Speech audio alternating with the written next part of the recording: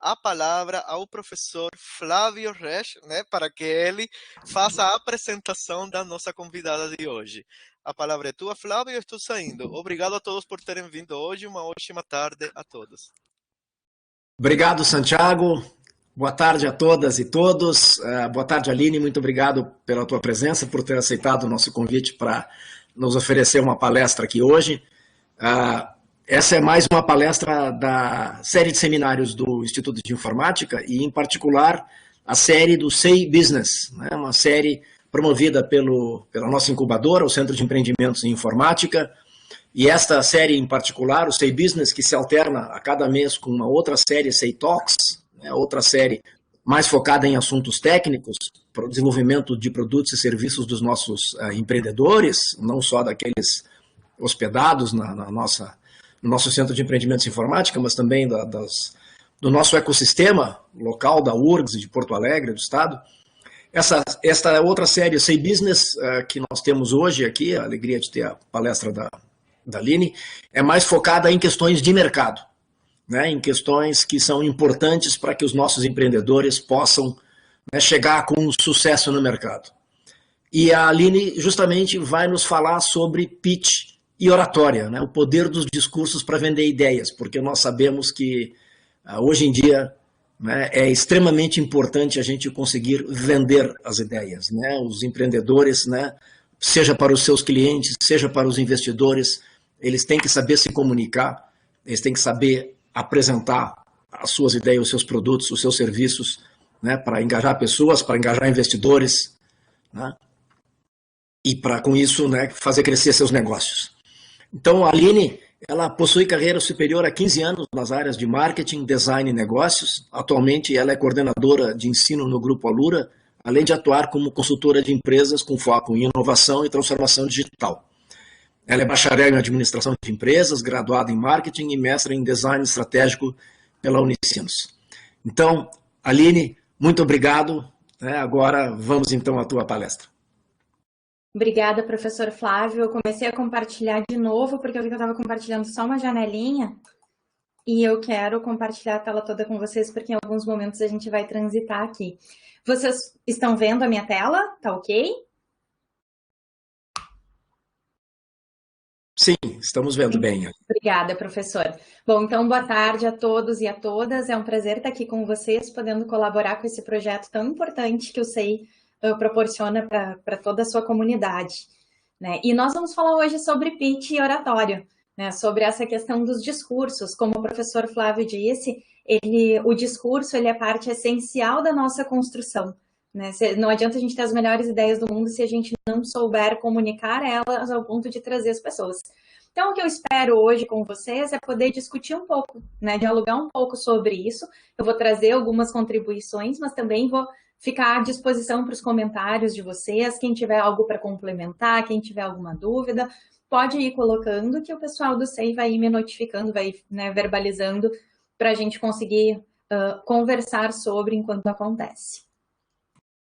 Bom, então, como o professor disse, né, eu tenho a minha construção de carreira ao longo desses últimos 15 anos, um pouquinho mais, mas vamos arredondar para menos, em torno das áreas de negócios de empresas, em especial empresas de tecnologia.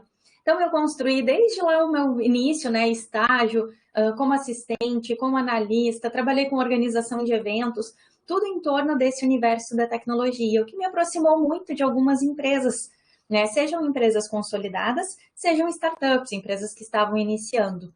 Nos últimos 5, 6 anos, aproximadamente, eu comecei a me dedicar ao meu papel de consultora. Então, eu saí de um papel de gerente de marketing de uma empresa de tecnologia, comecei a atuar com consultoria de startups, principalmente, ou de empresas mais tradicionais que queriam fazer esse movimento de começar a agir como startups em determinados contextos, porque entendia que era um modelo de negócios que fazia mais sentido em termos do dinamismo, né? Seja no modelo de gestão interna, seja no modelo de negócios, daí pensando em estratégias mais inovadoras.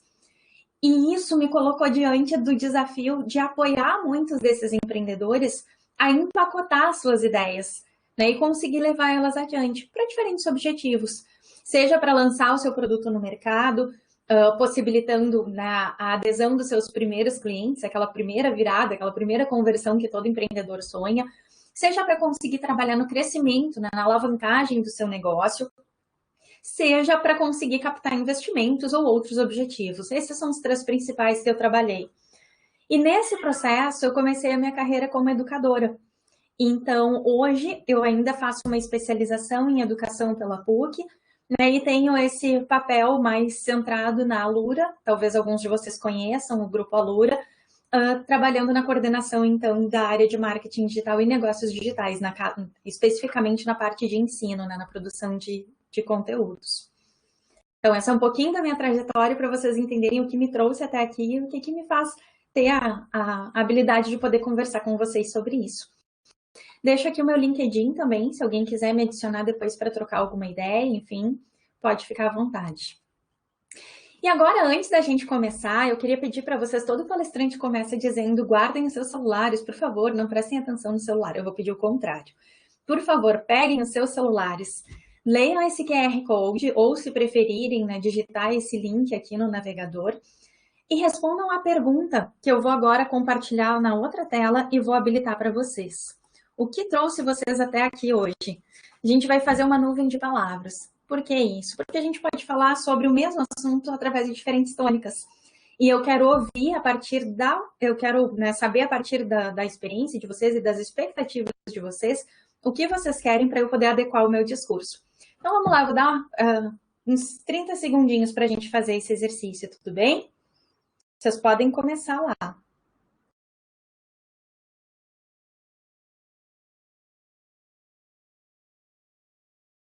Estou monitorando aqui, pessoal. Em uma palavra, bem rapidinho, a gente vai formar uma nuvem de tags para eu entender o principal interesse de vocês hoje. O que vocês vieram buscar? Por que vocês estão aqui, 12h45, ao invés de estar relaxados, almoçando com a família, aproveitando esse momento de outra forma? Então, qual é o valor que vocês esperam? Certo? Fechou nossos 30 segundinhos, então eu vou voltar lá e vou ver o que veio de respostas e eu vou compartilhar com vocês. Então, vamos ver.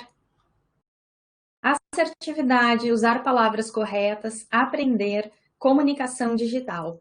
Essas são as principais palavras que apareceram ali. Usar palavras corretas e comunicação digital. Eu vou pegar esse gancho aqui, certo? E vamos voltar para a nossa apresentação. Então, voltando aqui, entendendo que vocês querem entender mais para esse contexto da comunicação digital, eu vou mostrar para vocês um pouquinho além, certo? Então, primeiro vamos entender o que é esse pitch, né? Que a gente fala tantas vezes, algumas palavras viram buzzwords, todo mundo fala elas e a gente não sabe bem o que isso quer dizer.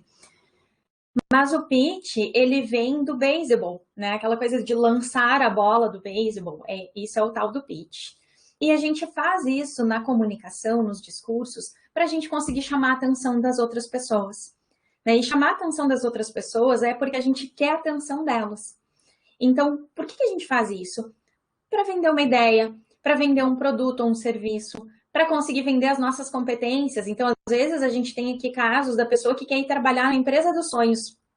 Conseguiu passar pela primeira etapa do processo seletivo, fez uma prova técnica, se é um pessoal mais de desenvolvimento, chegou lá na frente do recrutador e não soube se vender. Né? Então, quando a gente fala desse pitch, a gente associa muito inicialmente ao contexto das startups, mas é um discurso inicial que é para gerar engajamento, né? Para chamar a atenção das pessoas, para elas quererem nos ouvir mais, para elas quererem saber mais sobre a gente.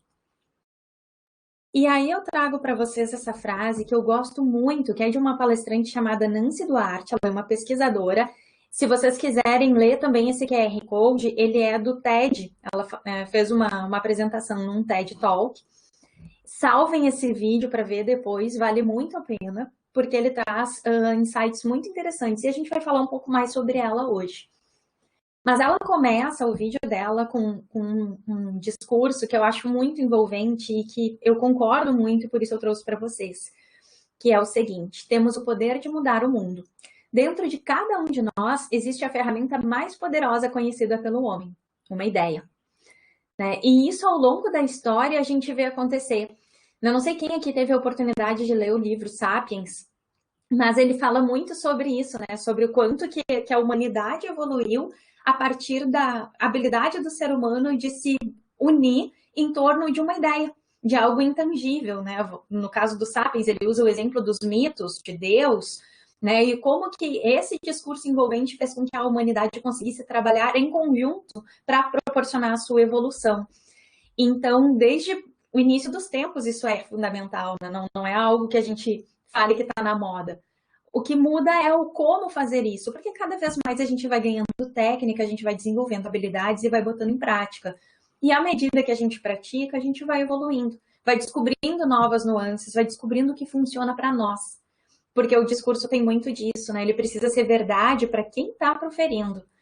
Então, não adianta eu ter um discurso decorado que vai contra o que eu sinto ou que não está adequado ao meu estilo, né, à minha personalidade. Isso não vai soar verdadeiro, eu não vou conseguir engajar, não vou conseguir cativar as pessoas. Então, a primeira coisa é isso, né? Entender que o discurso é uma ferramenta extremamente poderosa, mas que ele precisa fazer sentido para mim, para eu conseguir transportar ele fazendo sentido para as outras pessoas. Outro ponto que eu queria compartilhar com vocês é sobre a diferença entre informar e comunicar, né? Quando a gente fala de comunicação no marketing, nas disciplinas de comunicação social, o que a gente vê muito é uma confusão das outras áreas em relação a isso, né? As pessoas acreditam que quando a gente cria, por exemplo, uma campanha publicitária, quando a gente cria o nosso site, né, a nossa apresentação, a gente está comunicando algo. Não. Porque comunicar é uma via de mão dupla.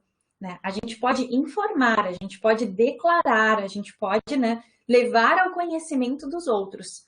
Mas só vai ser comunicação quando existe o diálogo. Quando eu ouço o outro e aquilo transforma aquilo que eu estou oferecendo para ele, aquela informação que eu estou, né, transpondo para aquela pessoa.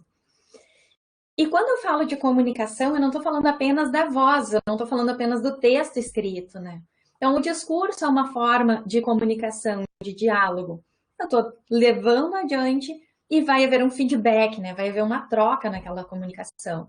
O texto também permite, né? Quando eu posto, por exemplo, em redes sociais, trazendo para a tônica da comunicação digital, quando eu posto em redes sociais, eu não estou comunicando quando eu faço o post, eu estou comunicando quando eu atendo os comentários das pessoas, quando eu converso com as pessoas, né? Quando eu consigo mensurar aquele engajamento, quantas interações aquela publicação na rede social teve, e consigo, a partir dessa inteligência, dessa informação, organizar a minha próxima comunicação. Então, a comunicação é isso, quando, né, há esse diálogo, essa via de mão dupla.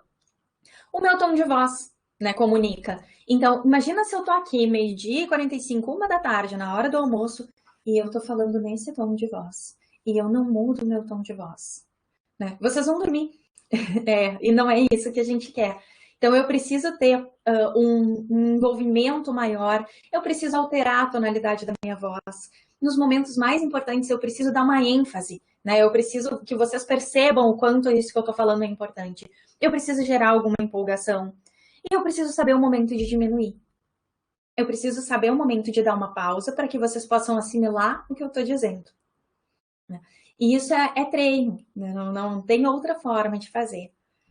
O meu tom de voz, a minha expressão corporal, né? Quando eu tô aqui, eu gesticulo, eu mostro para vocês que eu tô empolgada com isso, eu deixo vocês mais ativos e mais engajados com o que eu tô falando. Se eu fico estática, é a mesma coisa que o meu tom de voz. Né? Inclusive, nos processos de didática, a gente aprende que a gente não deixa a tela parada por muito tempo.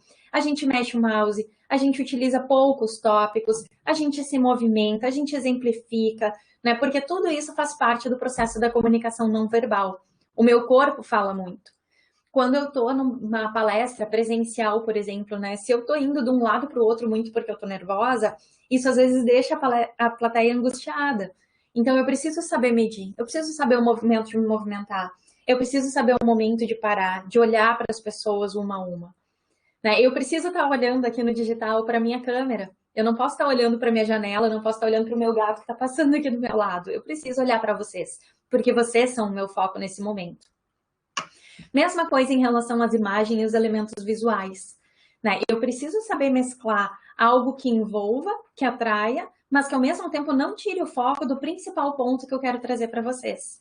E é por isso que eu não estou enchendo um slide de texto, porque eu não quero que vocês leiam o meu slide. Né? Eu coloco tópicos que me ajudam a pensar nessa comunicação, para que vocês consigam prestar atenção na minha fala, no que eu estou trazendo para vocês. Porque essa é a parte mais importante, é o recheio, né, do processo. Senão vocês baixavam um e-book, vocês pegavam um livro e estava tudo certo. Então, tudo isso conta. E, por fim, o meu cenário. Eu preciso saber aonde que eu estou. Se eu estou num contexto digital, que eu estou trabalhando com uma webcam, né, e eu estou transmitindo para vocês conhecimento, faz sentido eu ter uma estante cheia de livros atrás de mim, porque eu consumi esses livros, enfim, eu estou mostrando para vocês que esse conhecimento ele não vem do acaso, ele vem de uma construção. A mesma coisa se eu estou trabalhando num contexto muito divertido, faz sentido eu ter uma prateleira com jogos atrás de mim, com elementos mais lúdicos, né? Não prestem atenção, por favor, que a minha prateleira cheia de livros, na verdade, é um puleiro do meu gato, tá? Ele não... É a única parte da casa que ele não vai e por isso eu uso para guardar livros, porque é um lugar super seguro. Ele só vai nas coisas dos humanos. Mas, enfim, o meu cenário importa. E toda essa construção, todos esses elementos juntos é que comunicam. É por isso que a gente vê, por exemplo, uma campanha laranja e a gente meio que de cara associa que ela é do Itaú. Né? Por quê? Porque já internalizou para a gente que aquela identidade visual, aqueles elementos, aquele tipo de diálogo, aquele tipo de linguagem, de tom de voz, é muito utilizado pelo Itaú. Né? Isso faz parte de uma estratégia que a gente não vai entrar aqui hoje, mas que chama branding, né? Que trabalha com essa construção da imagem, da identidade de uma empresa, e que também faz parte do discurso de uma marca. Né? Discurso não é só o que se fala, discurso é toda essa composição. E, por fim, então, fechando com o que a gente começou.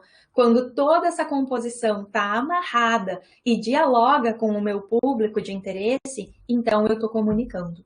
Fechou? Mas quando que eu faço, né? Que tipos de apresentação? Como que eu comunico? Quando que eu comunico? Então, aqui eu trouxe para vocês de uma forma um pouquinho mais objetiva. Quando a gente fala de pitch, especificamente, a gente está falando de uma apresentação curta. Né? O termo mais usado é aquele pitch elevator, né? Dentro do contexto das startups, que é, eu tenho do meu andar, né, onde eu subi no elevador, até o andar que a pessoa que me interessa vai descer, para conseguir fazer ela aceitar me receber. Né? O discurso ele vem muito disso. Então, esse pitch elevator, ele precisa ser uma apresentação curta, organizada e rápida.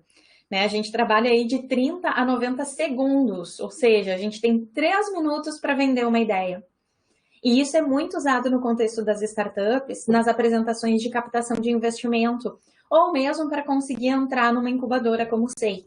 Né? Então, a gente tem vários concorrentes participando daquele processo e somente alguns selecionados vão ter aquela oportunidade. Como que eu faço para ser um selecionado? Despertando o interesse dos meus avaliadores, da minha banca.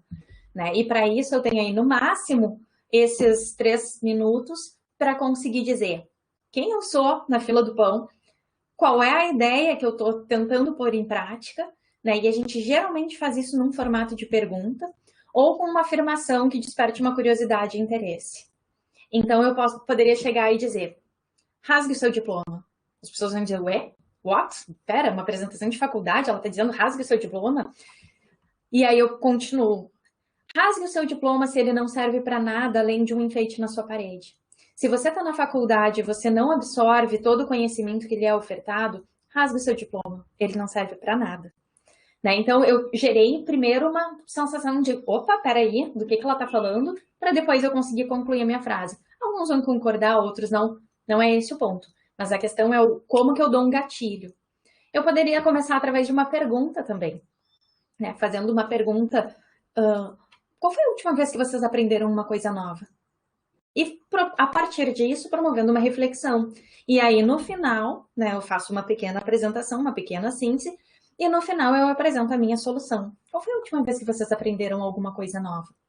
E aí eu posso falar sobre por que é ruim quando a gente não aprende coisa nova.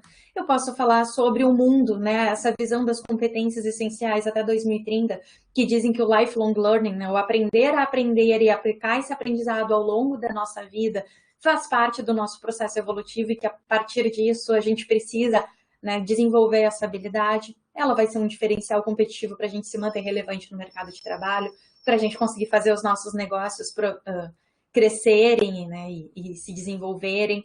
E a partir disso, então, eu mostro como eu resolvo essa questão do aprendizado contínuo, como eu estou propondo resolver. Então, eu estou mostrando aqui o que é o meu gatilho, né, o que desperta o interesse, como que as coisas acontecem hoje, por que isso é ruim, como que eu estou propondo resolver. Né? Essa é uma estrutura que dá muito certo. Aqui eu coloquei para vocês, eu não botei no formato de QR Code, desculpe, mas pesquisem depois no YouTube o pitch da Super Player. É um que eu gosto muito, ele é bem estruturadinho, Super Player, não sei se vocês se lembram, mas é uma startup aqui do Sul, aqui de Porto Alegre, que concorre com o Spotify. Então, é bacana entender como é que foi esse pitch deles, que foi um dos primeiros aqui do Sul que conseguiu ganhar. E tantos outros que tem disponíveis na internet. Estudem os pitches. Né? Se vocês têm interesse em desenvolver os pitches de vocês, estudem os pitches bem-sucedidos. O que faz as startups? Como que é o discurso das startups que conseguiram dar essa virada de chave, né, para conseguir captar um investimento milionário? Outro tipo de apresentação é a conversa, né? E a conversa, ela traz parece óbvio, né, quando a gente para conversar com outra pessoa. Mas dentro de um contexto profissional, a gente tem um grande desafio. E eu vou perguntar para vocês conversam, né, num contexto profissional para responder ou vocês conversam para ouvir? Isso parece bobo, mas quando a gente pensa, quando a gente começa a refletir e quando a gente começa a observar a nossa própria prática, há uma tendência muito grande da gente escutar o outro já pensando no que eu vou responder. Então, eu chego com um problema. Muitas vezes eu já imaginei o diálogo inteiro na minha cabeça e aí a outra pessoa nem abriu a boca e já estou respondendo né, já estou rebatendo a resposta dela. E isso é ruim, porque isso nos impede, fecha a porta para a gente aprender, no sentido de absorver novas experiências, de entender outros pontos de vista.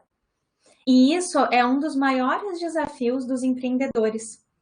Né? Muitas vezes o empreendedor é tão apaixonado pela sua ideia que ele chega falando sobre ela e qualquer crítica, qualquer dúvida que outra pessoa tem, ele nem termina de escutar e ele já está pronto para responder.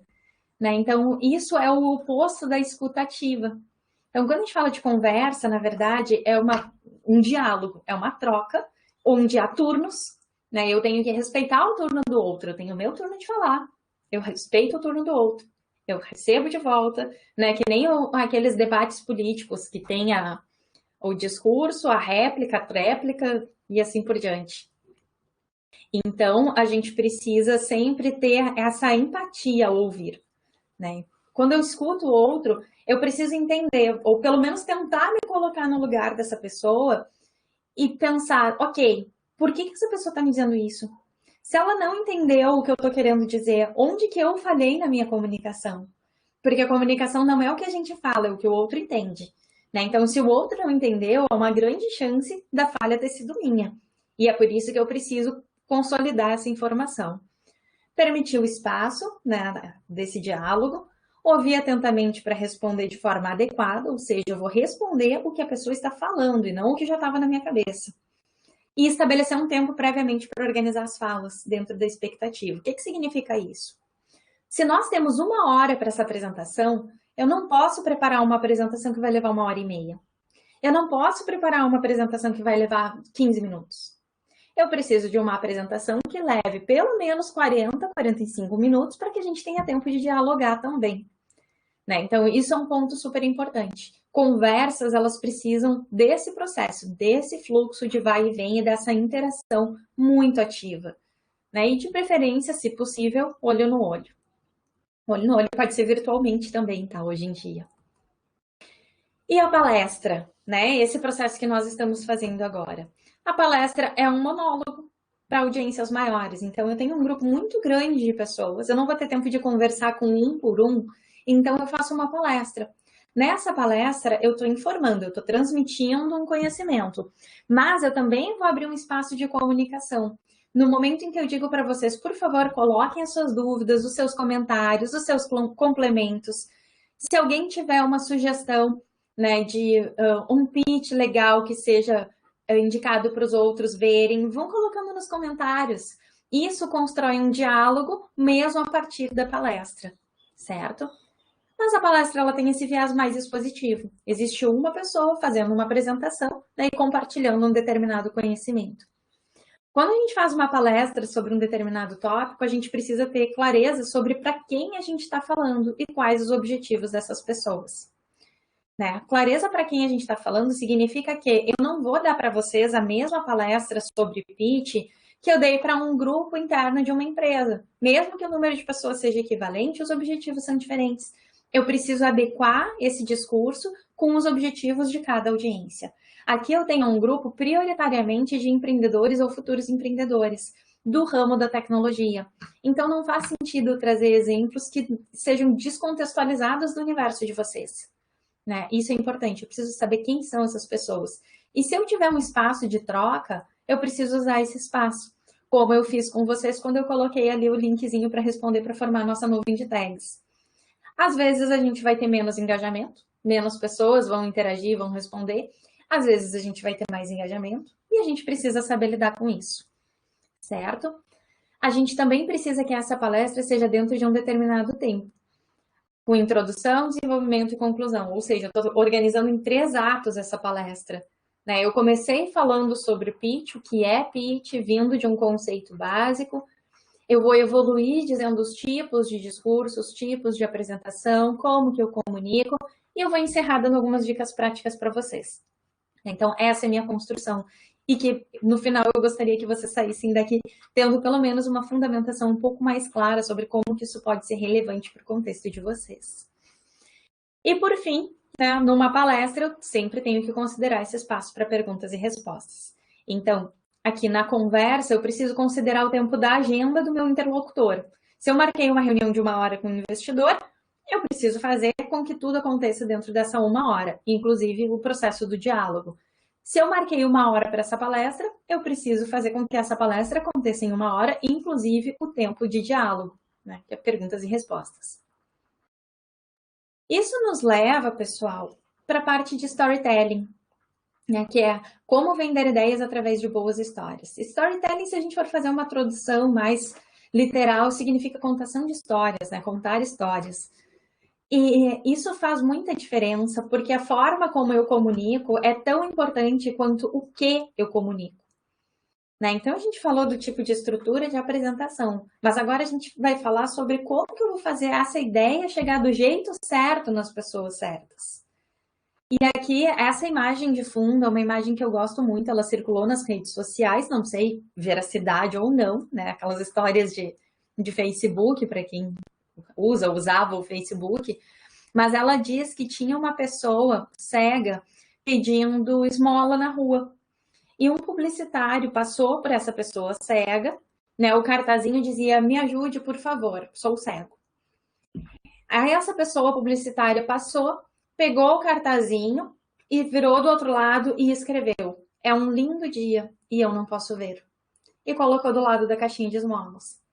Né? E quando ele fez isso e saiu, a pessoa cega obviamente não sabe o que aconteceu, mas de repente as pessoas começaram a depositar dinheiro na caixinha.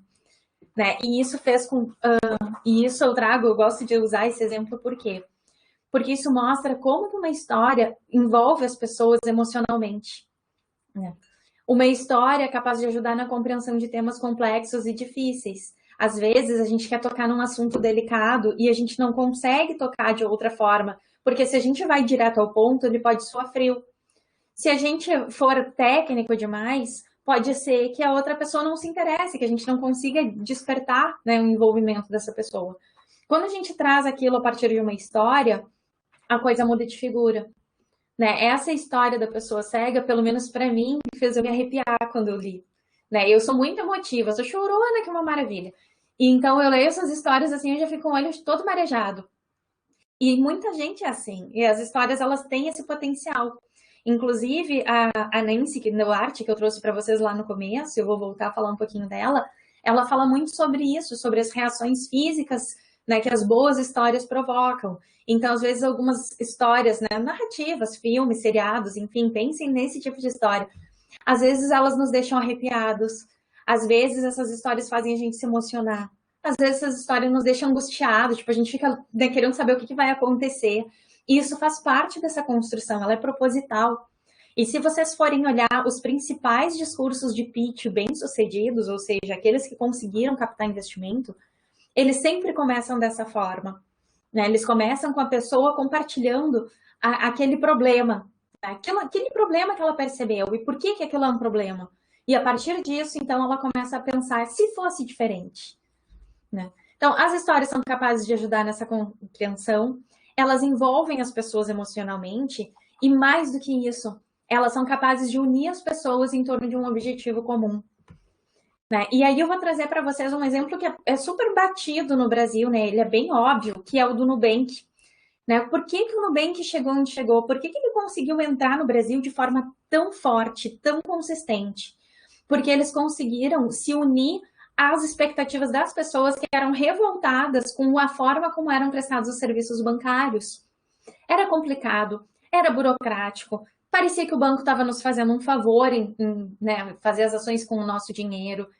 E se a gente for pensar, era um cartão de crédito quando começou. Agora tem a conta bancária, tem outros serviços, mas era só um cartão de crédito, como qualquer outro, né? E o que mudou? Claro, a experiência do usuário, a questão do serviço, mas principalmente a inovação deles foi no modelo de comunicação, né? E eles diziam o quê? Nós somos revoltados com a forma como as coisas acontecem. Se você também é revoltado, venha com a gente, né? Somos nu no sentido de despir das burocracias. E isso gerou uma união muito grande. Isso virou um propósito com toda essa geração de pessoas que não aceitavam a forma como os serviços bancários eram. Então, isso é o storytelling. E percebam que esse storytelling do Nubank, ele não é uma história contadinha com início, meio e fim apenas, né? Ele é um discurso que está presente na forma como a marca se comunica nas redes sociais, no próprio site, nas apresentações, nas entrevistas que eles dão, na forma como os processos são estruturados, né? Não adiantaria eles terem esse discurso no marketing, mas quando a gente tem qualquer problema, a gente tem que ligar para um 0800 e ficar na espera de alguém que vai dizer, Nubank, boa tarde, em que posso ajudá-lo? Né? Não funcionaria. Então, tudo isso é muito amarradinho nesse discurso de marca. E é por isso que essa história que o Nubank conta faz sentido. E não tem como a gente falar de storytelling sem falar dele, né, pessoal? Steve Jobs, ele foi uma inspiração, é ainda uma inspiração, né, embora esteja em outro plano, e ele transformou, né, a indústria da comunicação através da Apple, através da Pixar, com a forma como ele trouxe, né, os desenhos, a estrutura de desenhos, de narrativas, para conversar com a gente, né?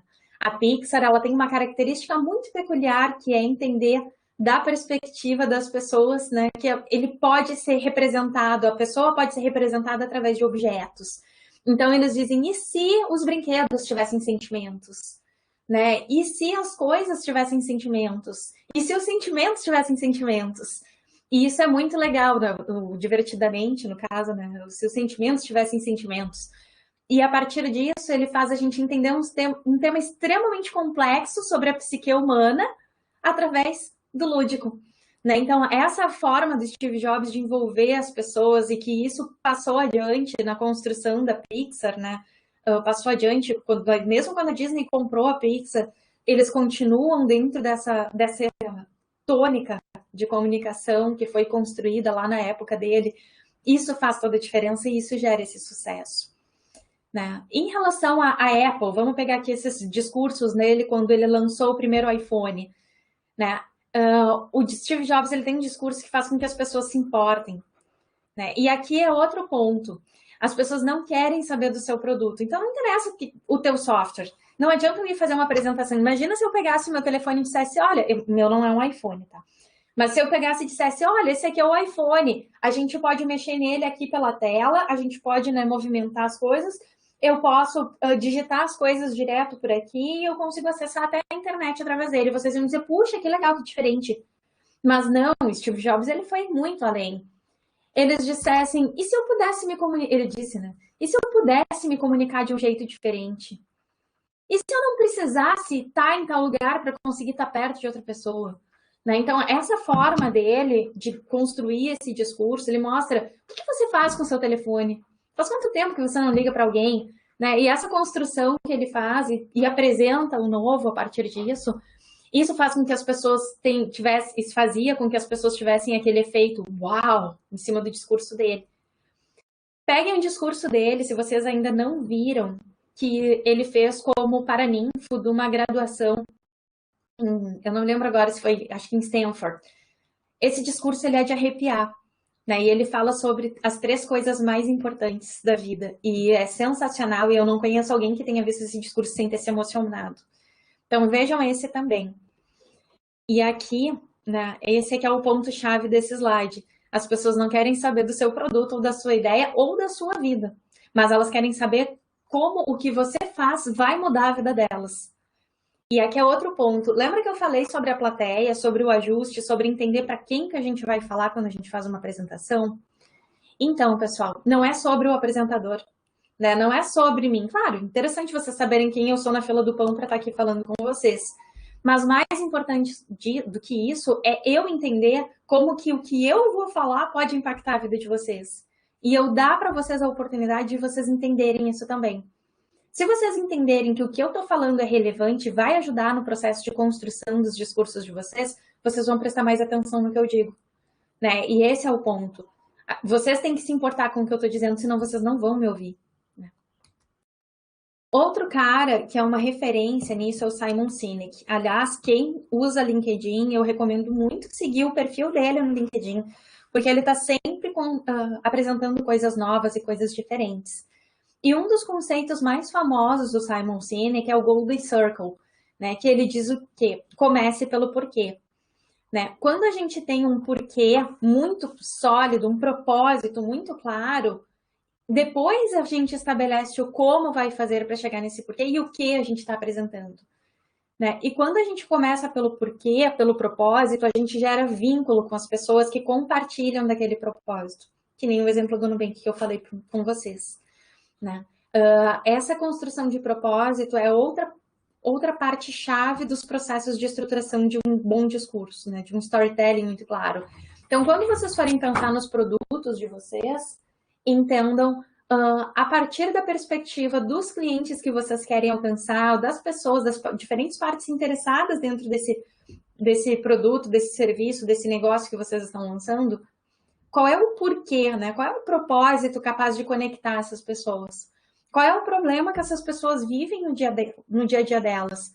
E amarrem o discurso de vocês em cima dessa problemática, né? Claro, um bom serviço, né, vai ser sustentado por um bom discurso.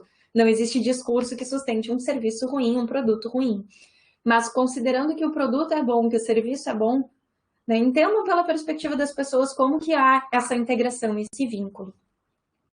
Outra coisa importante, pessoal, é pensar na proposta de valor. Quando a gente fala de propósito, né, a gente está muito atrelado à proposta de valor do nosso produto ou serviço. Então, como que eu faço para conseguir não pensar na solução para um problema que não existe, né? Mas entendendo o problema que existe, pensar numa solução e empacotar essa solução numa ideia que ela seja comprada pelas pessoas, né? As pessoas não vão comprar o produto, elas vão comprar a ideia que o produto vende. Certo? E por fim, para a gente encerrar, né, essa parte, eu não posso falar de discurso sem falar de Martin Luther King Jr., que é o ícone, né, do Eu Tenho um Sonho.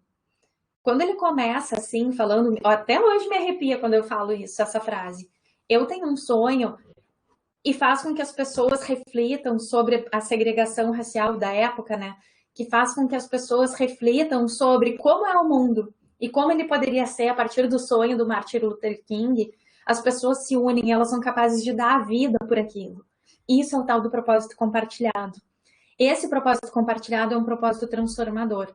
E existe, inclusive, um conceito das organizações exponenciais, caso alguém já tenha lido o livro, que ele diz que um propósito transformador massivo é a chave para as organizações exponenciais crescerem.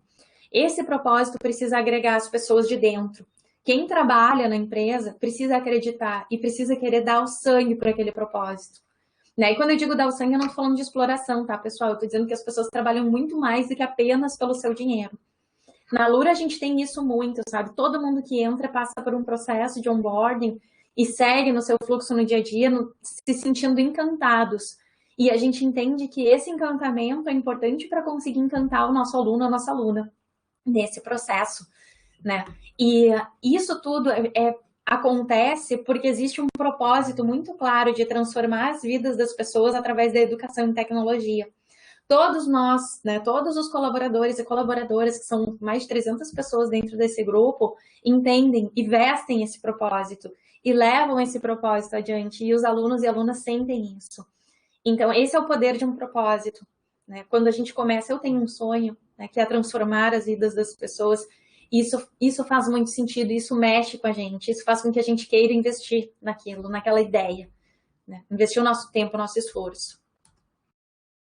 O Google, né, trazendo agora para uma esfera mais institucional, porque até então eu estava falando de pessoas inspiradoras.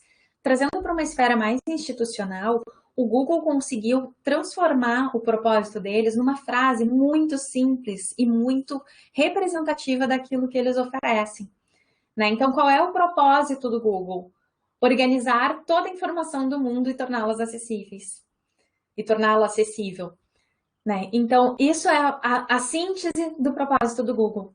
Então, esse é outro ponto. Tenta entender a partir da construção do produto, do serviço de vocês ou do projeto de vocês, como sintetizar em uma frase aquilo que faz, de um jeito que faça sentido.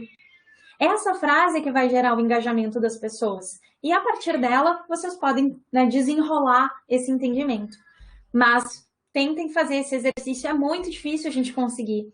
E a pior coisa que a gente pode fazer em termos de tecnologia, quando a gente está lançando um negócio digital, um produto digital, é precisar de meia hora para conseguir explicar o que eu faço. Eu sempre brinco que a gente tem que usar o exercício da mãe, né? Se eu explicar para minha mãe o que eu faço e ela entender, eu estou num bom caminho. Se eu não conseguir explicar para ela, ou se eu explicar e ela continuar sem entender, então significa que está falhando, né? Tem alguma coisa de errado. Então, persigam o propósito de explicar para a própria mãe, para a tia, para o filho, enfim, para uma pessoa leiga naquela área o que você faz. É um bom exercício. E aqui, voltando então na Nancy Duarte, né, a gente falou do Steve Jobs, do Martin Luther King, né, do Simon Sinek. A gente viu, ela fez um estudo, tem naquele TED Talk que eu compartilhei com vocês lá no comecinho, o QR Code, eu posso voltar lá depois se vocês quiserem, para pegar, quem chegou depois. Mas ela diz que todo discurso, ela desenvolveu uma análise, e a partir dessa análise dela, ela diz que todo discurso fica oscilando entre como as coisas são hoje, como elas poderiam ser a partir do meu sonho. Como as coisas são, como elas podem ser. E assim ele vai fazendo altos e baixos em todo esse processo, até que no final ele estabelece aquilo que eu estou propondo, aquela ideia, aquele ideal, como o novo normal. Tipo, o mundo dos sonhos é como eu sonhei, né? Como eu imaginei. Então, assistam depois, vale muito a pena, tá? Mas esse discurso, ele é envolvente e ele faz o tempo todo com que as pessoas se conectem e se sintam frustradas com o que elas vivem hoje, empolgadas com o que elas podem ter, né? E assim por diante. Aqui entrando agora na nossa reta final, né? Que é de, ok, como que eu aplico isso tudo que a gente conversou? Bom, primeira coisa, começa pelo roteiro. Né? Um erro muito comum quando a gente fala de uma apresentação, de um pitch, de uma palestra, é as pessoas quererem começar direto pelo PowerPoint, né? E o PowerPoint não é a primeira coisa. Organiza num roteiro, bota tópicos, né? Do que vai ser falado, como que eu vou amarrar esses tópicos, como que esses tópicos juntos vão fazer sentido, como que esses tópicos vão me ajudar a transitar dentro daquela estrutura, né? Do como era, como pode ser, como era, como pode ser, até eu chegar no êxtase, né, da minha ideia, que é a apresentação final do mundo ideal a partir do meu negócio, do meu produto. Se ficar só na cabeça, a gente se perde, tá, pessoal? Por isso, começar pelo roteiro, bota no papel, exercita, e aí vê o que faz sentido, o que precisa de ajuste, né? Remodela. É muito mais fácil a gente modelar um doc ou mesmo um papel no caderno. E aqui uma técnica para a elaboração desse roteiro. Primeira coisa que vocês vão pensar é qual é o objetivo dessa apresentação. Por que eu estou fazendo isso?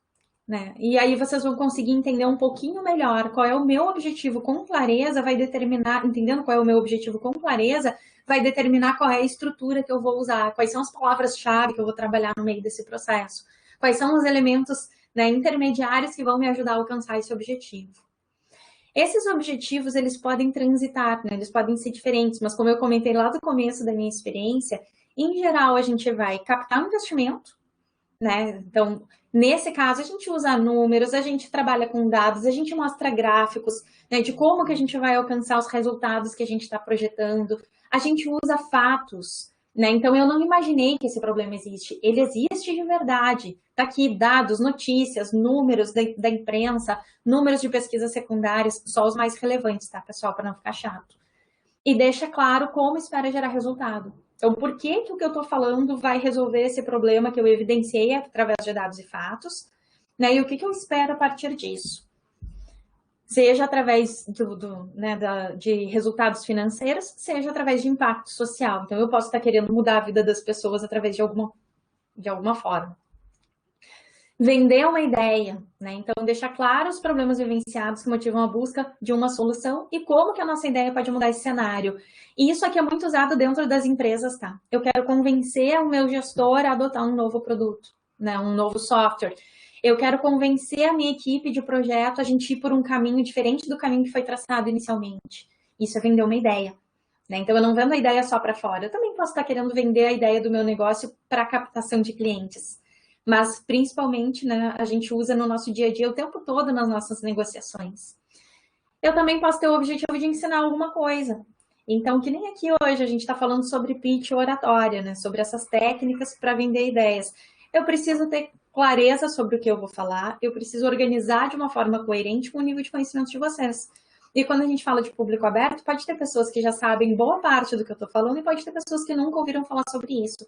Então, eu preciso organizar sabendo qual é o meu ponto de partida e sabendo que eu vou ter que ir e vir dentro de um contexto teórico para que vocês consigam assimilar, né? E que vocês consigam visualizar isso sendo aplicado no dia a dia de vocês. Quais são as etapas para eu elaborar o meu roteiro, né, na prática?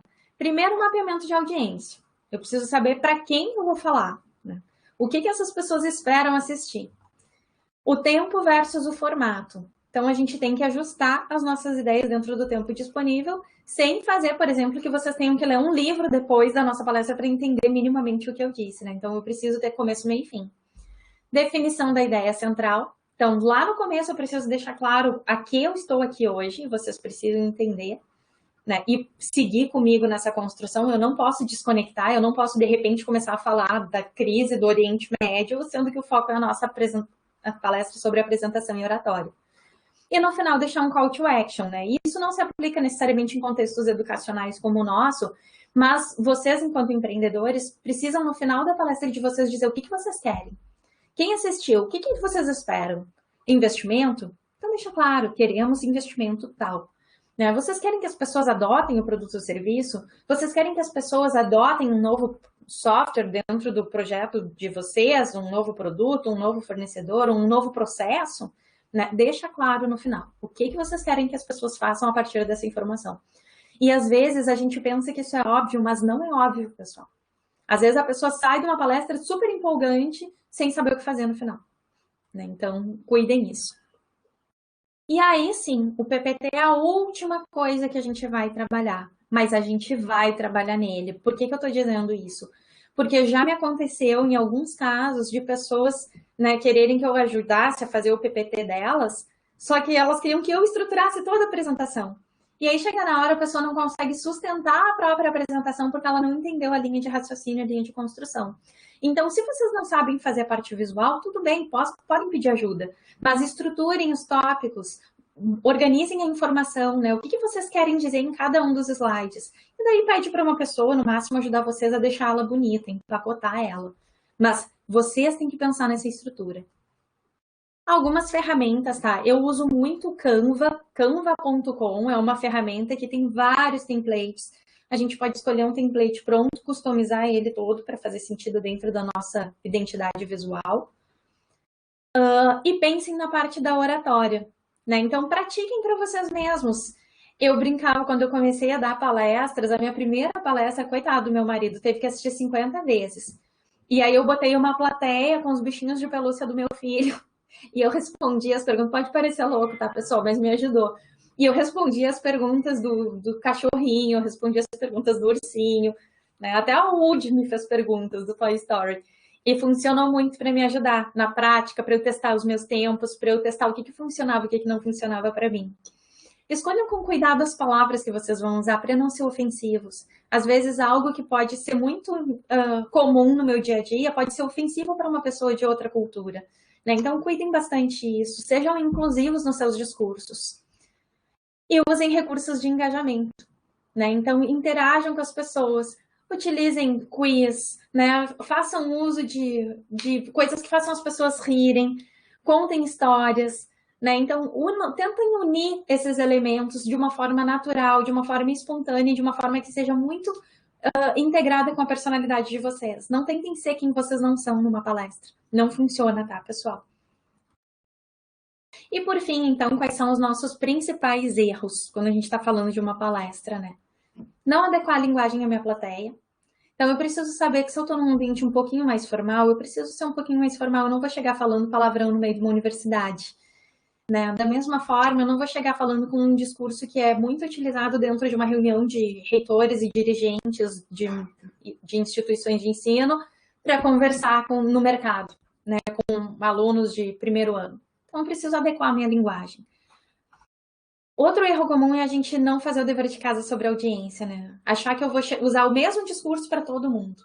Não funciona. Eu vou gastar o meu tempo e o tempo das pessoas. Cada apresentação é única. Cada vez que eu vou ir num lugar, eu preciso fazer ajustes no meu material. Eu preciso olhar, eu preciso refletir, né? Eu preciso entender o que faz sentido manter ali, o que eu preciso atualizar. Explicar demais elementos irrelevantes. Isso aqui na área técnica é muito comum. Né? A gente vê a apresentação de 3 minutos. Aí o startupeiro, né? Desculpem o termo, é uma brincadeira. Mas o empreendedor gasta 2 minutos e meio falando sobre a API que ele usou para construir o produto, que o software foi baseado numa inteligência artificial que teve origem no processamento de linguagem natural, que pega... E aí o investidor não está entendendo lufas. E aí sobrou menos de 30 segundos para ele explicar o que ele quer, né? E qual é o problema que esse produto resolve.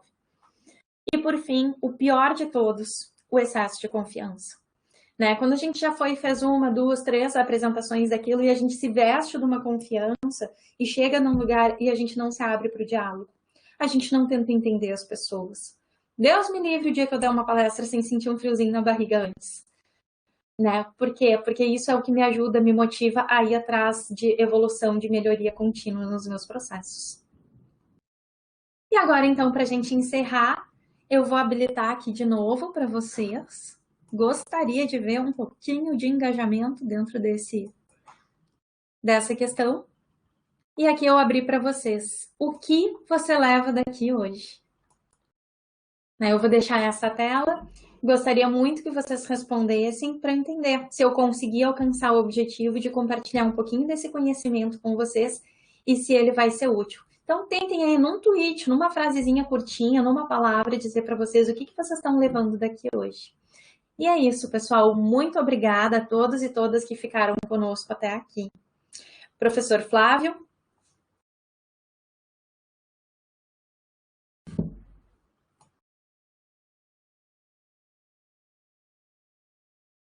Olá, Aline. Obrigado. Eu estava tentando twittar a minha resposta aqui no slide. Pode ir lá, pode ir lá. Por isso que eu me atrapalhei com os dedos aqui. Eu vou voltar um pouquinho ali no slide de novo do QR Code, para se alguém não pegou ainda. Isso, é.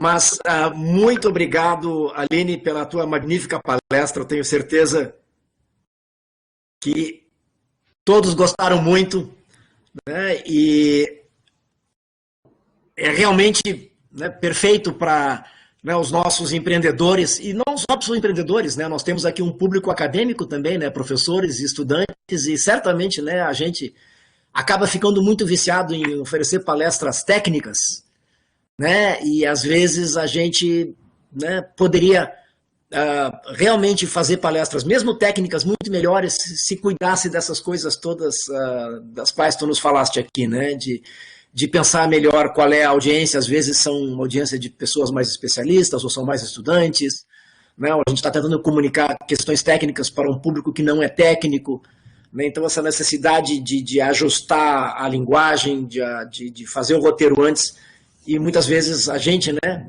às vezes macaco velho, professor há tanto tempo, né, e no entanto também comete erros, né? Então eu acho que foi bastante proveitoso para todo o público essa magnífica palestra que tu nos ofereceste. Somos todos aprendizes, né, professor? É verdade. Sempre aprendendo. É bom. Eu também confesso para ti que eu sempre continuo tendo um friozinho na barriga quando eu for fazer uma apresentação, mesmo já tendo aí mais de 40 anos de estrada como professor. Eu acho isso muito bom. Realmente eu acho que isso é um excelente antídoto para evitar excesso de autoconfiança, né? E a gente saber que a cada vez tem que cuidar para fazer uma apresentação que seja adequada para aquele público, para o objetivo da palestra. E fugir do óbvio, né, professor? Um medo muito grande que eu tenho é do óbvio. Porque aquilo que é óbvio, né, que eu entendo por óbvio, é o que não foi dito. E se não foi dito, será que é tão óbvio assim para o outro? Né? E quando a gente faz esse exercício todo, a gente trabalha para eliminar essa crença do óbvio e ajudar que as pessoas consigam, então, ter esse alinhamento de entendimentos. Isso é muito importante. Temos algumas perguntas ali. Vamos ver. Tem aqui uma pergunta da Ingrid, da professora Ingrid, que, considerando especialmente os tempos de pandemia que a gente vive, né, e a gente está agora fazendo o tempo inteiro apresentações virtuais, quais são as diferenças entre apresentações em todos esses ensinamentos que tu nos passaste aqui? Qual é a diferença entre uma apresentação virtual e uma presencial? Eu acho que o principal, professora, é a questão dos tempos. O tempo no digital ele é diferente. As pessoas não aguentam ficar 4 horas assistindo um conteúdo no digital da mesma forma como elas ficam no presencial. Então, quando a gente faz o digital, ele tem que ser muito mais dialógico. Eu pelo menos, tenho tido uma experiência assim com outras apresentações e com os meus alunos e alunas também. A gente trabalha alternando turnos mais, né, e trabalhando mais com sala de aula invertida, então dando os conteúdos para as pessoas darem uma olhada antes, para elas trazerem. Outra coisa que eu percebo é que a gente tem menos interação no digital. Né? Às vezes acho que as pessoas elas têm um pouco de medo de se expor diante de câmeras, enfim. Então, e mesmo nos chats abertos de turma, às vezes as pessoas têm vergonha de expor o seu comentário. Quando, às vezes, numa sala de aula presencial, alguém fala alguma coisa e o outro já pega aquele gancho e segue adiante. Né? Então, esses recursos, como que eu usei aqui do Slido, eles nos ajudam a desenvolver, de certa forma, um diálogo, mantendo a privacidade, porque é uma ferramenta anônima. Então, ontem, por exemplo, eu dei uma palestra de 2 horas aproximadamente. Eu coloquei algumas atividades, algumas dinâmicas, algumas coisas mais interativas para as pessoas. Era um grupo de 120 pessoas. E a gente teve uma adesão muito grande, teve mais de 80 comentários, né? Sendo que esses comentários foram feitos de forma anônima. Então, eu sinto isso. No digital, às vezes, a gente precisa usar esses recursos que dão para as pessoas um pouco mais de privacidade. O que é um paradoxo, né? Porque no presencial ela está ali, de corpo presente, e ela parece que não se importa tanto de se expor em determinados casos. Então, eu sinto isso. O tempo e os recursos que permitam as pessoas interagirem para a gente não perder elas no meio do caminho. Deixa eu fazer um gancho. Fala. A respeito disso, a minha pergunta é movimentação, por exemplo. Mãos, parte corporal, ela muda quando tu tá na frente de uma câmera ou é a mesma coisa como a gente está no presencial, exceto que a gente não anda? Não, ela depende do contexto, tá? Mas, em geral, a gente trabalha usando recursos que mexem o mouse, né? Movimentando as mãos, movimentando minimamente, para não deixar a tela parada. Tela parada é muito cansativo, a gente, né, fica mais entediado quando a gente vê um conteúdo com tela parada, tela estática há muito tempo. Então, a gente trabalha para evitar isso. Em relação à expressão, a única coisa que eu preciso ter cuidado é com aspectos mais de inclusão. Porque se eu tenho, por exemplo, na minha audiência, alguém com deficiência visual e eu digo, daí você clica aqui, né? Olha isso aqui, né? E eu aponto, então eu digo, pessoal, a gente sabe que às vezes é bem fácil a gente conseguir fazer tal coisa, né? Esse tipo de recurso, ele é excludente no digital, principalmente, porque as pessoas não estão vendo o que eu estou fazendo, né? Não existe uma narrativa que contextualize elas. Então, a única coisa que a gente cuida mais. Não deixar a tela parada, manter um dinamismo, cuidar o tom de voz. né? Acho que talvez no presencial o tom de voz ele já é importante, mas no digital é mais ainda para eu conseguir manter a minha audiência. E sabendo que vai ter problemas, né? Hoje a gente teve muita sorte que não caiu a internet, não falhou o vídeo, porque tá um tempo horrível aqui em Porto Alegre. Mas, no geral, no digital, a gente tem mais esse risco. Então, a gente sempre deixa um recurso em paralelo, né? Uma apresentação pronta, alguma coisa gravada que a gente possa mandar um link para a pessoa, se dá algum gap com os recursos digitais no caminho. Não sei se eu respondi a tua pergunta. Respondeu, muito obrigada. De nada. Luciana, por favor. Oi, Aline, muito obrigada aí pela palestra. Assim, quando a gente faz um talk para alguém, né, para uma plateia, por mais que a gente se prepare antes, é muito comum acontecer mudanças de rumo no meio da palestra, por N razões. Ou porque o tempo acabou, ou porque teve mais interação do que a gente imaginava, né, ou porque a gente acaba se dando conta no meio que algumas coisas que a gente ia falar as pessoas já sabem, e não tem por que ser repetitivo, né? Como é que a gente lida com isso? Porque, quer dizer, eu vou ter que avançar os meus slides mais rápido. Eu não sei, para mim sempre parece horrível ter que avançar eles. Olha, eu vou pular esses aqui. Mas, enfim, como é que a gente lida com a mudança de rumo no meio de uma palestra? Tá. Ótima pergunta, Luciana. Aliás, prazer, né? Nos vimos da outra vez que eu estive no SEI. Prazer rever. Há alguns anos. Isso é uma coisa que importa muito o número de slides que a gente usa, né? Acho que um ponto importante é que os slides eles têm que servir como um apoio para a nossa fala. Se a gente tem muita clareza do que a gente vai falar na nossa cabeça, então teve aquela preparação, eu treinei, eu sei do que eu quero falar, né? Eu sei como eu quero falar aquilo, eu faço menos slides com os tópicos mais importantes e daí eu seguro na voz, né? Eu seguro no diálogo o tom dessa conversa. Então, por exemplo, o mesmo conteúdo que eu posso falar 2 horas, eu posso falar em 1 hora, eu posso falar em 15 minutos. Já me aconteceu isso uma vez. Num TDC, não sei se vocês ouviram falar nesse evento, é um evento de tecnologia que acontece em algumas capitais do Brasil há vários anos. E uma vez numa palestra, eu fui aprovada para dar uma palestra de 1 hora no TDC. Então, eu montei toda a minha apresentação para dar essa palestra de 1 hora numa trilha de Design Thinking. Chegou no dia da apresentação, a minha palestra acho que era a 4ª da trilha, né?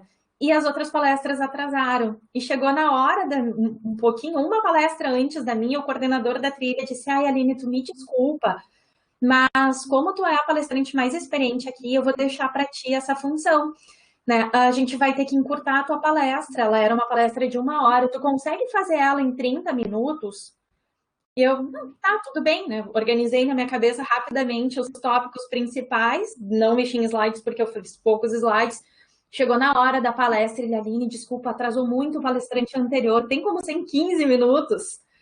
E eu, nossa, né? Então vamos lá. E deu certo. Confesso que de todos os frios na barriga, acho que esse foi o maior da minha vida.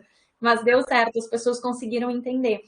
Mas o que aconteceu foi que a partir desses 15 minutos, eu deixei um canal aberto para as pessoas me procurarem depois, para a gente continuar o assunto só com quem tivesse interesse. Então, isso é um recurso que dá para usar também, né? Se eu tenho que encurtar o meu tempo, ao invés de eu comer slides, eu deixo os slides ali, né? Eu faço menos slides mais concentrados, ajusto na voz, mas deixo um canal aberto para as pessoas que quiserem continuar aquela conversa e ter um aprofundamento maior em alguns tópicos depois. Então, isso é um recurso que funciona, né?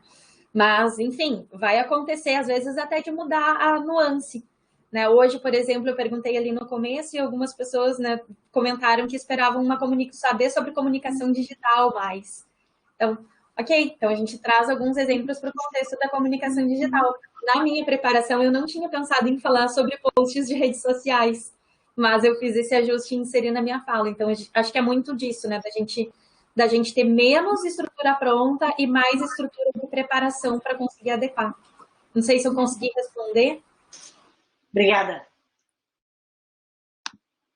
Aline, se a gente pensar nos nossos empreendedores, né, muitas vezes pessoas bastante jovens, às vezes recém-saídos da universidade ou ainda estudantes, né, eles não têm a mesma cancha, né, o professor, né, com o tempo, com a experiência, ele acaba pegando um pouco desses truques, né, dessas coisas, né, um pouco meio empiricamente, né, ele acaba conseguindo organizar palestras e tudo mais.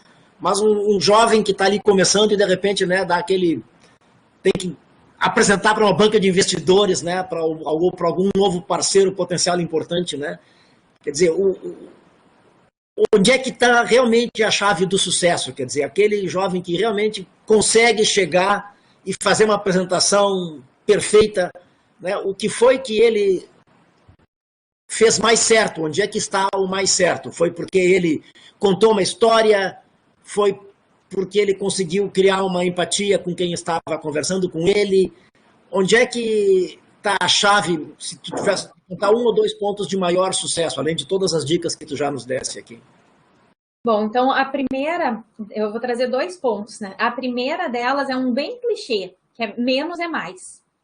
Né? Na dúvida, coloca menos informação e mais relevante. Porque se eu colocar muita informação, pode ser que eu perca a relevância no meio do caminho. Então, a maioria dos erros, ele se concentra em querer colocar tudo, né, dentro daquela apresentação.